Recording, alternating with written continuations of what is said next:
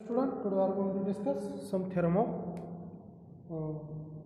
normal subgroup, some theorems of normal subgroup. But before that, one part is to for previous theorem, previous lecture.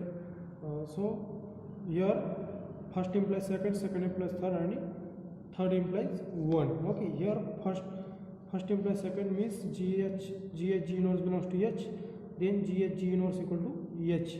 Okay, this is proved. Then second part is also proved. G inverse equal to G, then left coset and right coset of H are equal. Okay, so here second proof here, second implies third. Okay, then next part is third implies one. Okay, so third implies one. Proof of in previous theorem of three statements are equivalent. Their first statement is G inverse belongs to H for all G belongs to G. Okay, so here third implies one means, if suppose that third implies one means left coset equal to right coset. Okay, this is the third equation, and to show first equation is G inverse belongs to H. Okay, for all G belongs to G and H belongs to H. Okay, this is first statement. And second statement is G inverse equal to H. Okay, so using this first implies second is proved, then second implies third is also proved. Only third part is remaining, means third implies first. Okay, so third implies one is proof of this. Okay, third implies one. Okay, so how to prove third implies one means left coset equal to right coset, then show that G inverse belongs to H. Okay, so suppose that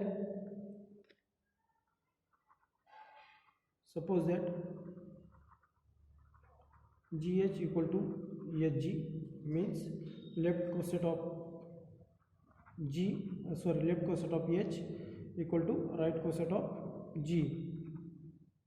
Okay, for all G belongs to G, to show that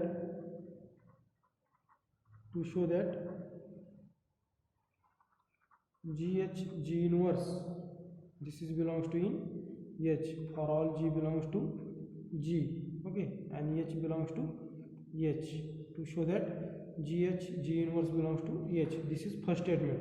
Third implies first. Okay, so how to prove this?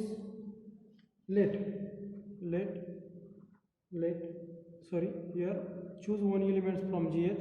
Let X belongs to GH, which implies that X is written in the form of GH, right coset, because GH is set of the form of GH, where H belongs to H and G belongs to G.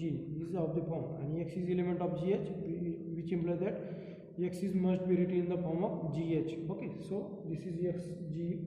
So suppose that H1. Okay, for some H1 belongs to H, for some H1 belongs to H, but here GH equal to HG, but here GH equal to HG. Okay, GH equal to HG, which implies that for all G belongs to G, which implies that this X is must be written in the form of H2G. Why? Because GH equal to HG. Okay, where H2 belongs to H and G belongs to G. Okay, X can be written in the form of also right coset in X also belongs to in right coset, so X is written in the form of H2G. Okay, so here post multiply by, here suppose here post multiply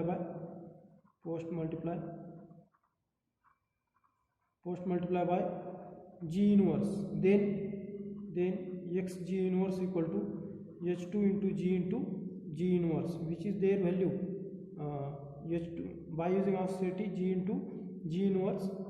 H2 can be written as G into G inverse by associative. Why here associative is used? Because G belongs to G, which implies that G inverse also exists in G. G and G inverse belongs to G. Then G into G inverse, these two elements which must be G satisfy associative property. Okay, so S2 into G inverse, and this is equal to S2 into identity, and this is equal to S2. Okay, by inverse property and by identity property. Okay, by identity property. Therefore xg inverse equal to H2, xg inverse equal to xg inverse equal to H2. Okay, again here xg inverse equal to H2, but x value of x here from equation 1 this. Okay, this say that equation number 1 Roman first, using this equation number 1 value of x equal to gh1. Okay, but value of x equal to gh1, which implies that g inverse equal to h2. Okay, gh, putting this value in this equation from equation first, using this equation, put the value of x in this equation gh1 into g inverse equal to h2. Okay, which implies that h2 is a element of h, which implies that gh1 g inverse belongs to h. Okay, gh1 g inverse, this is equal to h2, but h2 is this element, h2 is a belongs to in h, which implies that g inverse, and therefore h1 is any arbitrary element, which implies that g inverse belongs to h for all g belongs to g, and h1 belongs to h belongs to h. Okay, so this is a statement of first. Okay, to show that here, to show g inverse belongs to h, where this h is a element of h and g belongs to g. So this implies first, means 3 implies first is proved. Okay, this is a proof of our given theorem. So then next is remark. Remark is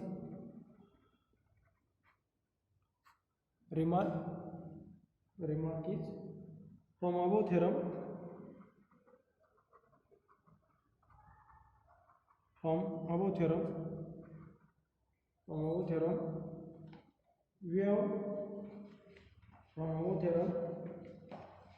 we have three definition of normal subgroup. We have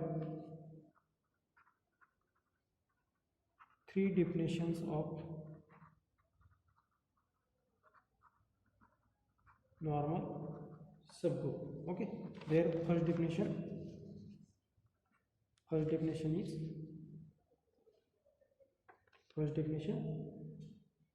a subgroup N. A subgroup N is normal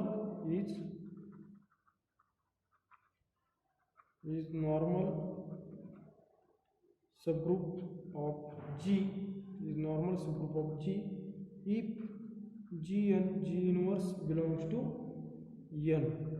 Okay, for all G belongs to G, this is a common definition our and N. Okay, then second definition, a subgroup N is normal subgroup of G if G and G inverse equal to N, means for each element of N, G and G inverse equal to N itself, then N is a normal. Okay, then N is a normal for all G belongs to G. and third condition, left coset and right cosets are equal, then okay, a subgroup, the subgroup N is normal subgroup of G if GH equal to GN equal to NG, okay, for all G belongs to H. This is a definition of three condition. Means if Gn equal to Ng, then N is normal. If G inverse equal to N, then N is normal. If G inverse belongs to N, then N is a normal, okay. So then next theorem or equation is union of two normal subgroup, again a normal subgroup is a union of two normal subgroup, is normal subgroup or not, normal subgroup question mark, okay. Union of two subgroup is normal subgroup or not. Here intersection of two normal subgroup is normal subgroup, but union of two normal subgroup is need not be normal, okay. Union of two normal subgroup need not be normal. For example, here give counter example. Let G equal to Z plus, and suppose that N1 equal to 2Z with respect to addition, and N2 equal to 3Z with respect to addition, okay. This is a normal subgroup of G and this is a normal subgroup of G. Why N1 and N2 are normal subgroup? In previous lecture you see that NZ is a normal subgroup of Z, okay. NZ is a normal subgroup of Z, so 2Z and 3Z are normal subgroup of Z, okay. But N1 union N2 is not normal subgroup of G. Why?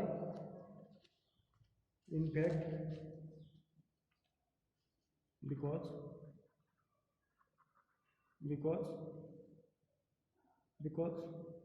2Z union 3Z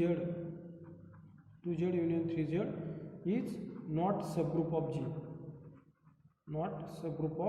G, and here in previous some lectures, subgroup lectures, union of two subgroup is not subgroup, okay.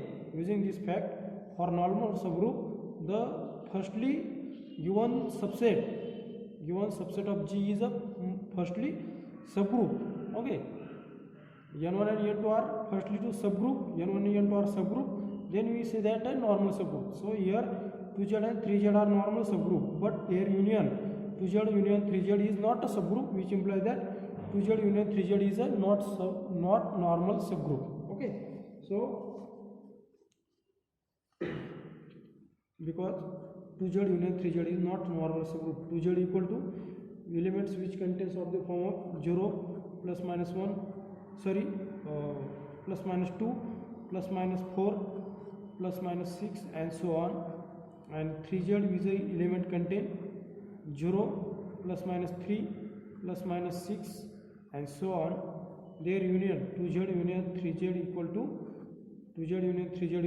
0 plus minus 2 plus minus 3 plus minus 4 plus minus 6, then plus minus 8 plus minus 9 and so on, okay. In this form 2Z union 3Z, but here 2 belongs to 2Z and 3 belongs to 3Z. 2 plus 3 does not belongs to 2Z union 3Z, because their value is 5 does not belongs to 2Z union 3Z, because 5 does not belongs to 2z or 5 does not belongs to 3z. Okay, therefore 2z union 3z is not close under addition,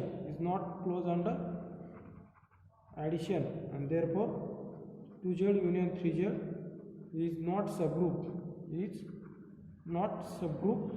which implies that 2z union 3z is not normal subgroup of G, equal to Z. Okay, so therefore union of two normal subgroup is not a subgroup. Okay, so this is one example of this theorem. Union of two normal subgroup is not a normal subgroup. Okay,